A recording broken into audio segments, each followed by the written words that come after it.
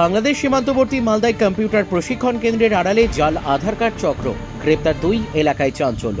বাংলাদেশি রোহিঙ্গারা এসে জাল আধার কার্ড বানাচ্ছে, অভিযোগ বিজেপির। পাল্টা তৃণমূল, শুরু হয়েছে তরজা। যখন রাজ্যের বিভিন্ন প্রান্তে গ্রেপ্তার হচ্ছে বাংলাদেশের অবৈধ অনুপ্রবেশকারীরা, যাদের কাছে থাকছে জাল আধার কার্ড, ভোটার কার্ড, সেই আবহতেই এবার জাল আধার কার্ড তৈরির অভিযোগে গ্রেপ্তার 2।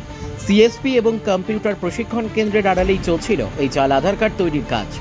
বাংলাদেশ সীমান্তবর্তী মালদা জেলার যে ঘটনা সামনে আসতেই চাঞ্চল্য ছড়িয়েছে। ধৃতদের নাম মোস্তফা আব্দুল ওয়াহেদ এবং মোহাম্মদ আজম ওরফে নবাব। প্রথমে চাচল থানার সতী এলাকা থেকে মোস্তফা আব্দুল ওয়াহেদকে গ্রেপ্তার করে চাচল থানার পুলিশ। পরবর্তীতে তাকে জিজ্ঞাসাবাদের মাধ্যমে ওই জাল আধার কার্ড চক্রের অন্যতম মূল মাস্টারমাইন্ড মোহাম্মদ আজমকে হরিশ্চন্দ্রপুর থানার কুশিদার উত্তর রামপুর এলাকা থেকে গ্রেপ্তার করা হয়। পুলিশ সূত্রে জানা গেছে, উত্তর রামপুর এলাকায় এরা একটি সিএসপি এবং কম্পিউটার প্রশিক্ষণ কেন্দ্র চালাতো, কিন্তু তার আড়ালে চলত জাল আধার কার্ড তৈরির কাজ। দীর্ঘদিন ধরে ওত পেতে ছিল পুলিশ। তারপর সূত্র মারফত খবর পেতেই জালে আসে ওই 2 ব্যক্তি।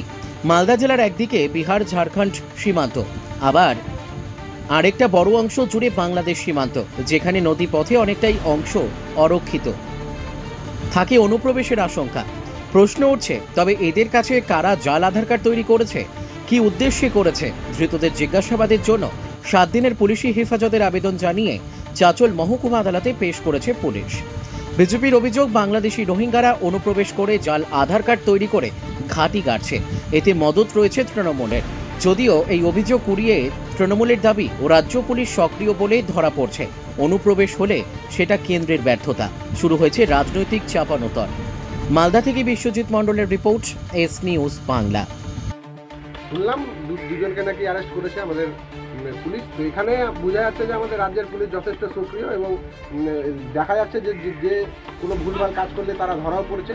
এতেই বোঝা যাচ্ছে যে আমাদের পুলিশ একদম সক্রিয়। এবং বিজেপি কি বলছে, বিজেপির কথায় আমরা কান দিওনি, আর আগামী দিনেও দিব না। মানুষ বুঝতে পারছে যে বিজেপির ভুলভাল বকা ছাড়া বিজেপির কাছে কোনো কাজ নেই। বিজেপির কথা যে কত ভিত্তিহীন কথাবার্তা এখানে বোঝা যাচ্ছে। যে যদি বাংলাদেশি রোহিঙ্গারা আমাদের পশ্চিমবাংলায় আমাদের রাজ্যে যদি ঢুকে, তো এটা এটা এটা কাদের জন্য ঢুকছে? বিজেপির জন্য ঢুকছে। বিজেপির কেন্দ্রতে সরকার আছে, বিজেপির স্বরাষ্ট্রমন্ত্রী অমিত শাহ, তারা কি করছে? এই কাজ তো বিএসএফের কাজ। বর্ডারে থাকা তো রাজ্যের পুলিশের কাজ না, বিএসএফের কাজ।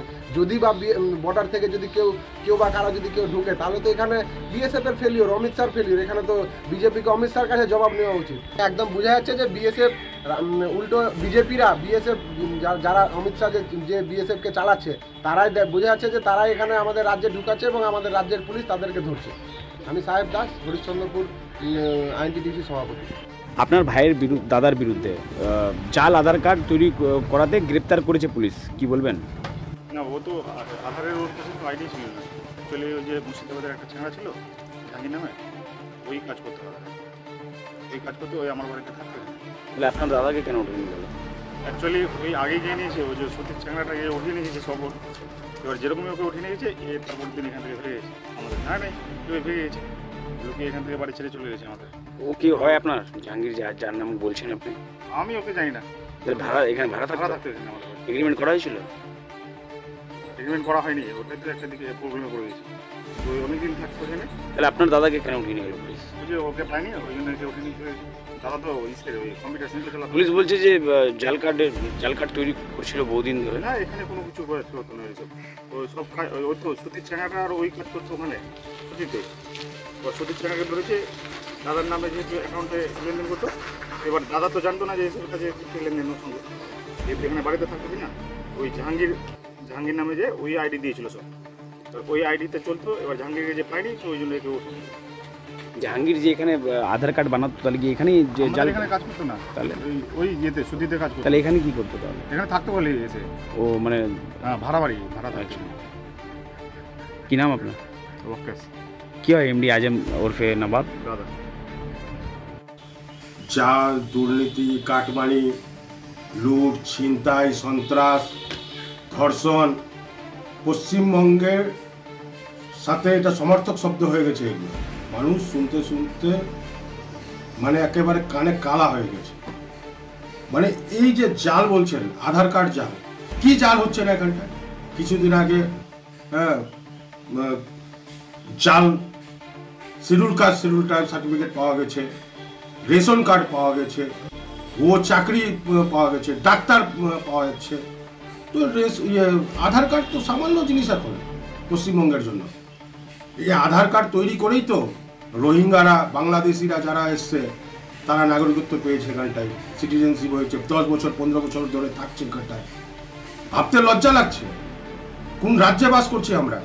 আমরা যখনই পশ্চিমবঙ্গের বাইরে অন্য কোথাও যাচ্ছি, অন্য রাজ্যে যখনই যাচ্ছি, পশ্চিমবঙ্গের মানুষ শুনলে আতঙ্কিত হয়ে যাচ্ছে, মনে হচ্ছে যেন আমরা আতঙ্কবাদী হয়ে যাচ্ছি। স্বাভাবিক কারণটাই হচ্ছে যে বাংলাদেশ থেকে রোহিঙ্গারা এসছে, বাংলাদেশিরা এসছে, যারা বাংলাদেশে টেররিস্ট ছিল, হ্যাঁ, তারা এসে বাংলাদেশে যারা টেররিস্ট ছিল তারা এসে এখানটায় নাগরিকত্ব 10 বছর 15 বছর ধরে থাকছে। এই ধরনের রাজ্যে এত দুর্নীতি জীবনে কোনোদিন কোনো মানুষ দেখেনি, একমাত্র পশ্চিমবঙ্গের মানুষই দেখেছে। এটা নতুন কোনো কথা নয়, মানুষ চাইছে পরিবর্তন। 2026-এর নির্বাচন তৃণমূলের বিসর্জন, এটাই ধ্রুব সত্য। এটার জন্যই মানুষ অপেক্ষা করছে, পশ্চিমবঙ্গের মানুষ কখন 26-এ নির্বাচন আসবে, কখন তারা নিজের রায়টা জানাবে ভারতীয় জনতা পার্টির পক্ষে।